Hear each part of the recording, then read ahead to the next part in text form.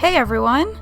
Today's video is my very first one for the Showtime series called the Borgias, which features some beautiful and intricate Italian Renaissance hair.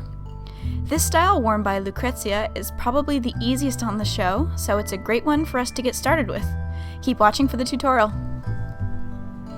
In the show, Lucrezia has a long, thick mane of bouncy natural curls. So to prep for this style, you should have curly hair yourself, or curl your straight hair to get it.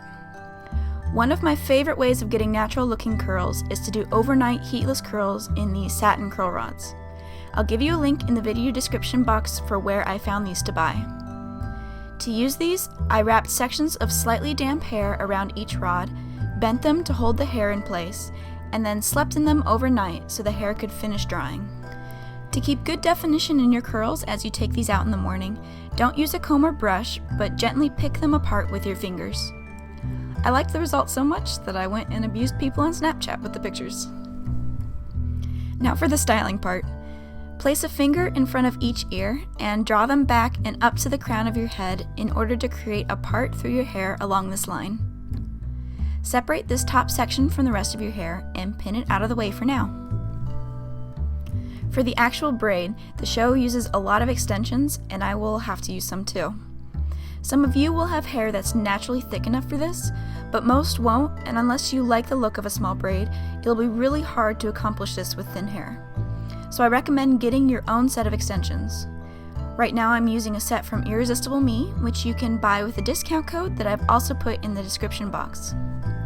So if you're going to use extensions, clip them into the part you made at the back of your head. If you're not going to use them, just proceed to the next step. Start the braid by grabbing a bit of hair on the left side of the back of your head. Split this into 3 sections and start a French braid going horizontally across the back of your head by weaving the top strand over the middle and then the bottom strand over the middle.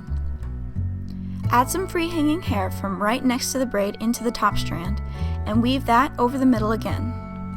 Add some more nearby loose hair to the bottom strand and weave over the middle.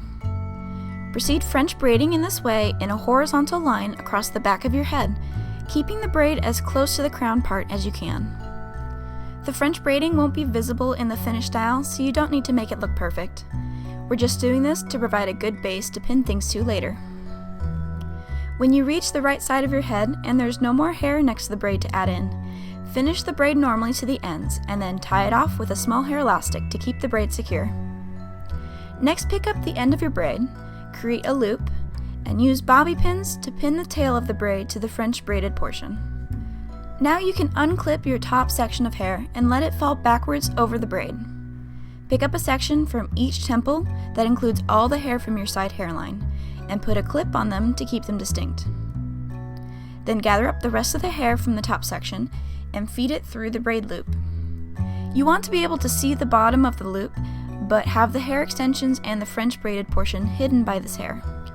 For the last part, unclip your right temple section, drape it backwards, and twist it several times away from your face. Use a decorative pin to secure the twist to the braid at the point where it stops being French and becomes a normal 3-strand braid. Then feed the tail through the braid loop as well. Unclip the left temple section, drape it back, twist it away from the face, which is effectively in the opposite direction of the other twist. Clip it to the point where the braid tail and the start of the French braid meet, and feed the rest of the hanging hair through the braid loop.